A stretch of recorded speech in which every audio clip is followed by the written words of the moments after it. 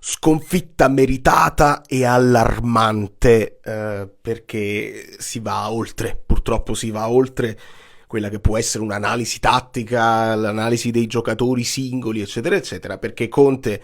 in conferenza dimostra di essersi praticamente arreso e dice delle parole gravissime nei confronti del gruppo e anche nei confronti di se stesso, perché lui dice è colpa mia se in 4 mesi non sono riuscito a dare il cuore a questi ragazzi. E in pratica lui ci dice anche io parlo con la società, nel senso che se mi devo prendere le mie responsabilità è come se avesse detto esoneratemi pure, cioè non ho mai sentito un Conte così arrendevole, così